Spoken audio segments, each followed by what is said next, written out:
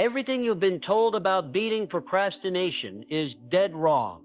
The problem isn't your willpower, your schedule, or even your habits. It's something much deeper, and in the next 30 minutes, I'm going to destroy it. You know that feeling when you stare at a task for hours, but just can't start? You beat yourself up, make new plans, download more apps, but nothing changes. What if I told you procrastination isn't about laziness at all? It's about fear. Specifically, the fear of what starting will reveal about you. Stick with me. By the end of this, you'll never look at procrastination the same way again. 1. The lie you've been sold about motivation. Let me tell you something that might piss you off. That feeling you're waiting for, that magical surge of motivation that's supposed to hit you like a lightning bolt before you can start working, it's never coming, not the way you think. We've all been sold this beautiful lie that first comes inspiration, then comes action, that you need to feel like it before you can do it. But here's what nobody tells you. Motivation isn't the cause of action, it's the result. Think about the last time you really didn't want to go to the gym. Your brain came up with every excuse in the book. You were tired. It was cold. You had more important things to do. But remember what happened if you went anyway. After about 5 minutes of moving, something shifted. The resistance faded. The energy came, not before, after. That's the dirty little secret of motivation. It shows up to the party only after you've already arrived. Your brain is wired to avoid discomfort. That's its job. Thousands of years ago, conserving energy meant survival. But today, that same wiring works against you. Every time you procrastinate, you're not being lazy. You're obeying ancient programming that says discomfort equals danger. But here's what that primitive part of your brain doesn't understand. The discomfort of starting is temporary. The pain of never starting, that lasts forever. The most successful people in any field aren't those who never feel resistance. They're the ones who've learned to start despite it. They understand this fundamental truth. Action creates motivation, creates more action. It's a flywheel. The first push is always the hardest. But once you're moving, momentum takes over. So, how do you break the cycle? You stop waiting. You stop believing you need to feel ready. You recognize that the "I don't feel like it" feeling isn't a stop sign, it's part of the process.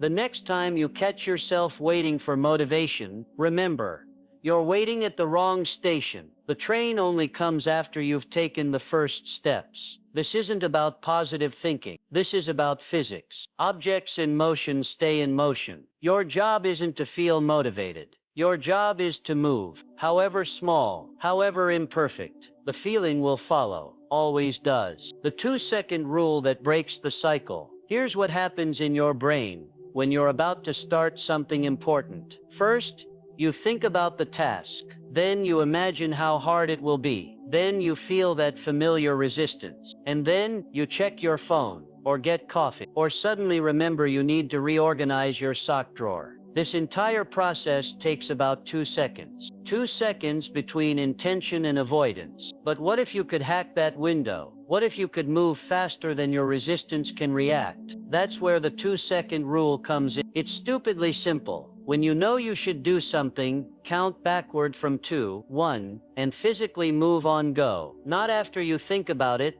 not after you prepare. Now, here's why this works. Your brain is incredibly good at talking you out of things. Given enough time, it will manufacture endless reasons why now isn't the perfect moment. But it needs time to spin those stories. The 2-second rule doesn't give it that time. It's not about convincing yourself to act. It's about acting before the debate even starts. Try it right now with something small. See that water glass you've been meaning to refill? 2, 1, go. Get up and do it. Notice what happened? You moved before your brain could say, "I'll do it later." That's the entire principle in action. This works because of how your mind and body are connected. When your body moves, your mind has to catch up. It's much easier to change your thoughts by first changing your physical state than the other way around. Think about how hard it is to feel depressed when you're sprinting, or anxious when you're laughing. Motion changes emotion. The beautiful part, this isn't about willpower. It's about timing. You're not fighting your resistance. You're outmaneuvering it. like a chess player who makes their move before their opponent can set up defense. Every time you use the 2-second rule, you're training your brain that hesitation is no longer an option. Now, this doesn't mean the resistance goes away. It just means you stop giving it the microphone. Over time, you'll notice something incredible. The space between I should and I did gets smaller and smaller. What used to take days of procrastination becomes minutes, then seconds, until one day you realize you've become the kind of person who just... The 2-second rule isn't a magic trick. It's a wedge, a way to pry open that tiny gap between intention and action before it slams shut again. Use it often enough and you'll discover that the hardest part of any task wasn't the task itself. It was all the time you spent not doing it. So next time you catch yourself hovering over something you know you should do, don't think, don't plan, don't prepare. Just count backward from 2 and move. Your future self will thank you for it. 3. Why your to-do list is setting you up to fail. Look at your to-do list right now. Go ahead, I'll wait. See that item that's been sitting there for days? The one that says something like, work on project or start business plan? That's not a task, that's a landmine. And your brain knows it. That vague, looming thing on your list isn't helping you get things done. It's actively working against you. Here's why. Your mind treats unclear tasks like potential threats. In nature, ambiguity means danger. So when you write finish report, your primitive brain sees a predator in the tall grass, something scary but undefined that might hurt you. No wonder you avoid it.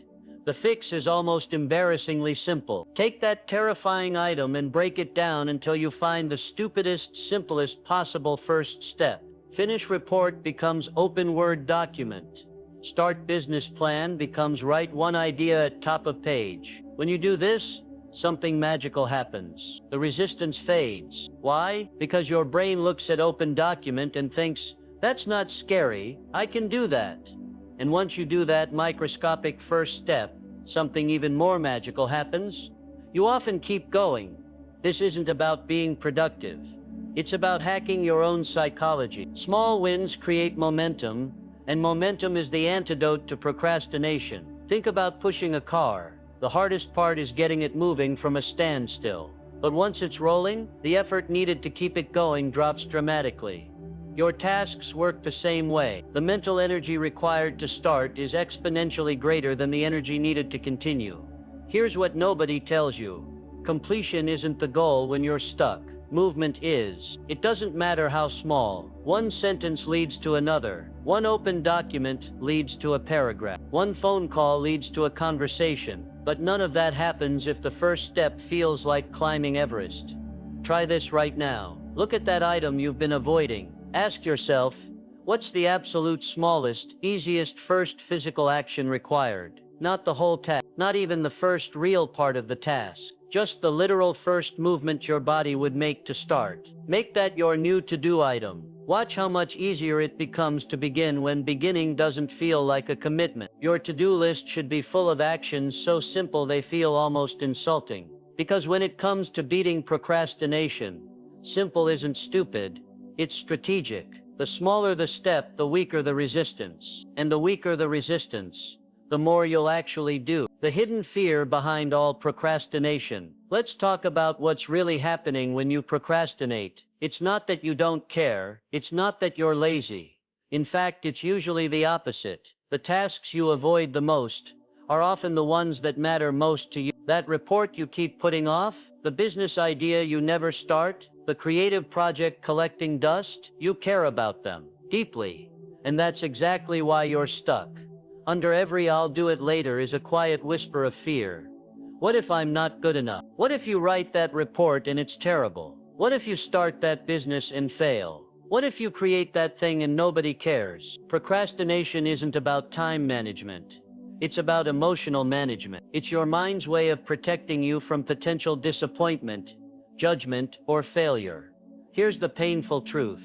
When you procrastinate on something important, you're not avoiding work. You're avoiding the possibility that your work might reveal your inadequacy. That's why it feels so heavy. That's why no productivity hack sticks. You're not fighting laziness. You're wrestling with self-doubt.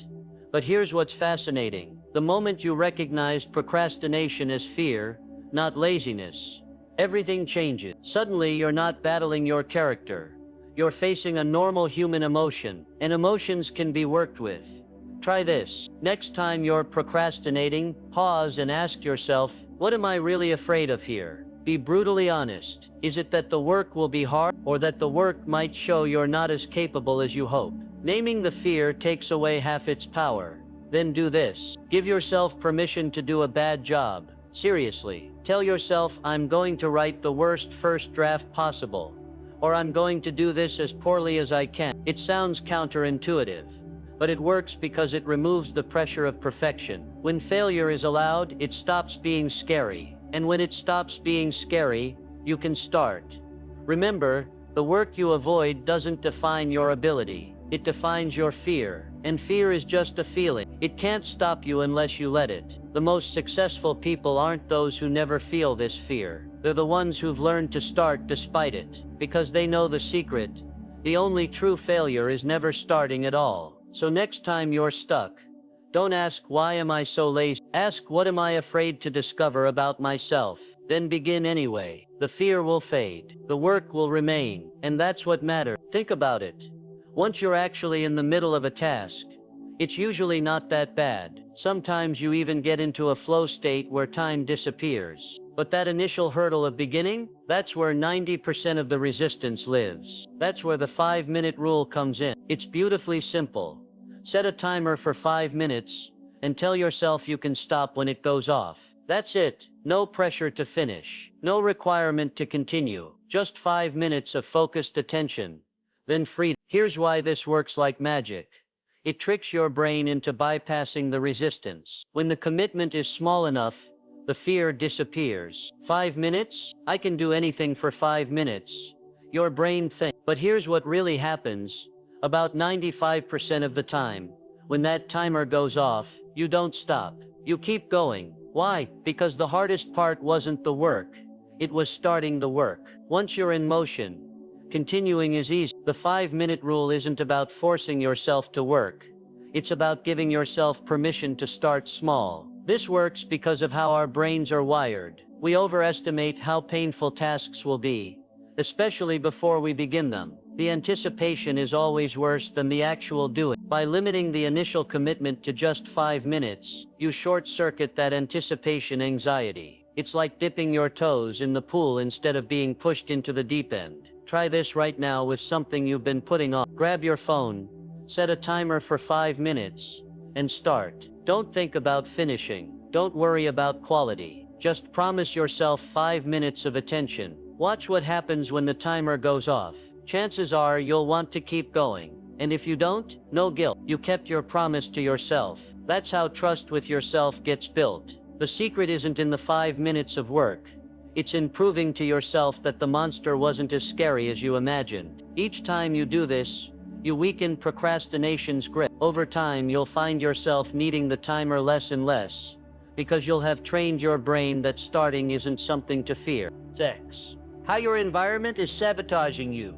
Let's get real about your willpower. It doesn't exist. At least not in the way you think. Every time you resist temptation, you're not exercising some magical mental muscle. You're draining a very limited resource. And the smarter approach, don't rely on willpower at all. Instead, design your environment so you don't need it. Your phone is the perfect example. It's not that you're weak for getting distracted by it. It's that it's designed by teams of brilliant engineers specifically to capture your attention. When it's within arm's reach, you're fighting a battle you'll lose most of the time. The solution isn't more self-control, it's more space. This is where focus zones come in. The idea is simple. Make temptations inconvenient to access. If you want to focus on work, charge your phone in another room. If you want to eat healthier, don't keep junk food in the house. If you want to read more, leave books in every room. You're not removing freedom, you're adding friction to bad habits and removing it from good ones. Here's why this works. Every additional step between you and a temptation gives your rational brain time to catch up. When your phone is right next to you, grabbing it is automatic. When it's in another room, Those extra seconds of walking give your better judgment a chance to kick in. It's not about eliminating choice.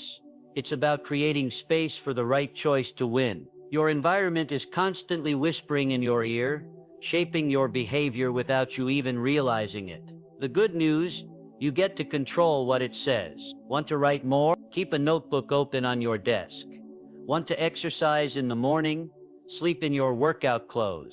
These might seem like small changes, but they add up to massive behavioral shifts over time. The most productive people aren't those with iron willpower. They're the ones who've arranged their surroundings to make good choices easy and bad choices hard. They understand that discipline is a poor strategy compared to good design. So look around right now. What's one change you can make to your environment that would make your goals just a little easier to achieve? Move that distraction out of sight. Put that tool within reach. Your future self will thank you for it. Remember, you don't rise to the level of your intention. You fall to the level of your environment. Design it wisely. Neuroscience shows we have different brain chemistry when we first wake up. Less willpower, more susceptibility to emotion, and way more likely to take the path of least resistance. That's why you can go to bed with grand plans, then wake up and immediately reach for your phone. The solution: set up your future self the night before. Here's how it works. Every night, take 2 minutes to do 2 things. First, write down the very first physical action you'll take on your most important task tomorrow. Not the whole task, just the first movement. Open laptop, not write report. Put on running shoes, not exercise. Second, physically prepare what you'll need and put it directly in your path. Lay out your workout clothes. Open the document you'll work on. Put your journal on the kitchen table. This works because of something called the Zeigarnik effect. Our brains hate unfinished business. When you leave something visibly incomplete, your mind will itch to finish it. By setting up your workspace the night before, you create psychological tension that pulls you toward action. Your morning self walks into a situation where starting is easier than not starting. There's another powerful benefit. Decision fatigue disappears. Most procrastination happens because we waste mental energy deciding whether and how to start. When that decision is already made, you bypass the resistance completely. It's like being on autopilot. You just follow the breadcrumbs your past self left for you. Try this tonight. Pick one thing you want to accomplish tomorrow. Break it down to its simplest first step. Write that step down in present tense. I open my notebook and write 3 ideas. Then prepare everything you'll need and put it where you can't miss it. Tomorrow morning, don't think. Just do that first action. Notice how much easier it feels when the decision was made by your clearer-headed evening self. This isn't about discipline, it's about strategy. You're not fighting your morning weakness, you're working with it. Over time, this ritual will rewire your mornings from a battleground of willpower to a smooth runway for productivity. The key is consistency. Do it every night for a week and watch how your relationship with mornings transform. Why failure is your secret weapon. Procrastination and perfectionism are 2 sides of the same coin. They both come from the same place: the terror of not being good enough. The procrastinator avoids starting because they might fail. The perfectionist never finishes because it might not be perfect. Both are forms of self-protection that backfire spectacularly. Here's the truth nobody tells you: done is better than perfect. Always. Because done means you shift. Done means you learn. Done means you're in the game instead of on the sidelines. Perfection? That's just fear dressed up as standards. The solution is counterintuitive but simple.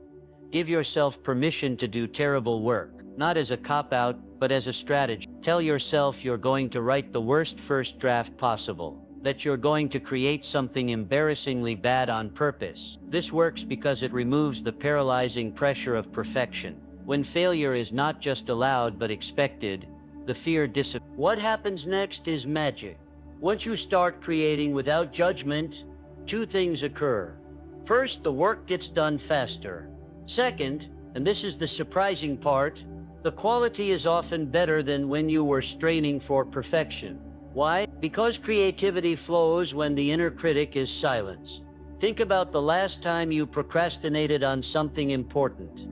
Chances are it wasn't because you didn't care. It was because you cared too much. You wanted it to be good, maybe even great, and that desire for greatness became the very thing stopping you from starting. This is where embracing good enough becomes revolutionary. Not as a permanent standard, but as a starting point. You can always improve something that exists. You can't improve something that never gets created. The writers, entrepreneurs, and artists who produce consistently aren't those without doubts. They're the ones who've learned to create despite them. Try this today. Pick something you've been putting off because you want to do it right. Now give yourself permission to do it wrong, intentionally. Make it messy. Make it flawed. Just make it. You'll discover something profound. The anticipation of failure is always worse than failure itself.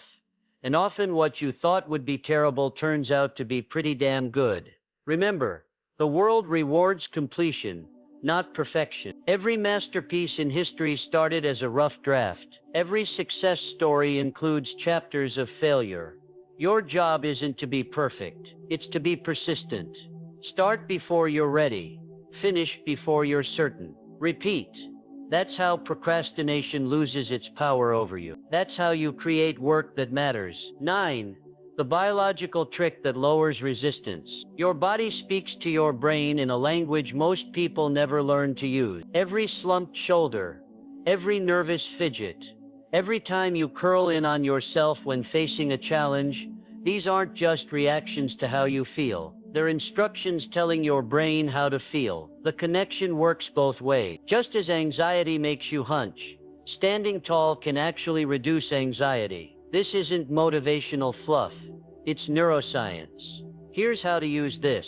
Before you start any task that feels daunting, take 30 seconds to stand like someone who owns the room. Feet shoulder width apart, shoulders back, chin level. Breathe deep into your belly. Hold this pose for just half a minute. What happens next will surprise you. Your brain receives signals from your muscles and posture that say, "We've got this." Stress hormones decrease. Testosterone associated with confidence increases. Cortisol, the stress hormone, drops. You quite literally become biologically more capable of handling the challenge before you. This works because of what scientists call embodied cognition. The physical position of your body directly influences your mental state. It's why smiling can actually make you feel happier even if you're faking it at first. Your brain looks at your body and thinks, "Oh, we must be confident right now," and adjusts your emotions accordingly. The beautiful part, you don't need to feel confident for this to work. In fact, it works best when you don't. The act of standing tall when you feel small creates a feedback loop that shifts your entire mindset. Try it right now as you read this. Sit up straight. Roll your shoulders back. Take a deep breath. Notice how just this small change makes everything seem slightly more possible. This isn't about pretending. It's about using your body's natural wiring to your advantage. Before your next important call, difficult conversation, or creative session, take those 30 seconds to reset your posture. Don't think about it as faking confidence. Think about it as giving your brain the physiological conditions it needs to perform at its best. Over time, this becomes more than a trick. It becomes how you naturally carry yourself, and that changes everything. The question that unlocks instant action. When you're stuck, there's one question that cuts through procrastination like nothing else. It's not "how can I get motivated?" or "why am I like this?" The magic question is much simpler. What's the smallest possible step I could take right now? Not the whole project. Not even the next real task. Just the next physical action your body would need to take to move forward. Here's why this works. Procrastination thrives on vagueness. When you think, "I need to write that report," your brain sees a mountain. But when you break it down to "I need to open my laptop and create a new document," suddenly it's manageable. The smaller the step, the weaker the resistance. This isn't about lowering standards. It's about creating momentum.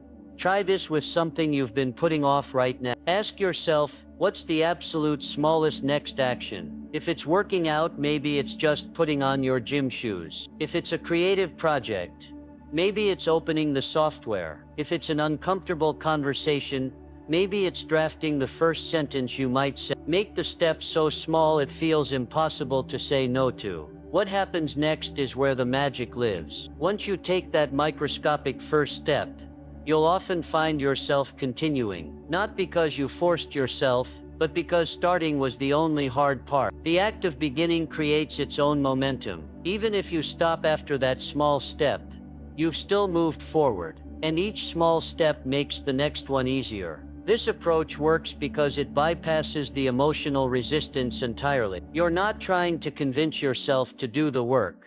You're just committing to one tiny, nearly effortless action. Over time, this reshapes how you see challenges. What once felt overwhelming becomes a series of manageable steps, and each completed step builds confidence for the next. The most productive people aren't those who never procrastinate. They're the ones who've learned to outmaneuver procrastination by making starting painless. They understand that clarity is the antidote to resist. When you know exactly what to do next, and it's easy enough to do without thinking, action becomes automatic. So next time you're stuck, don't ask how to finish. Ask how to start. Keep breaking it down until the next step feels trivial. Then do it without thinking. Watch how often that small beginning leads to meaningful progress. Because in the battle against procrastination, the first move wins. And the smaller that move is, the more powerful it becomes. A signal that you care, that you're afraid, that you're human. The difference between people who get things done and people who don't. They've learned to start before they feel ready. Not because it's easy, but because they know the secret. The resistance never goes away. You just get better at moving through it.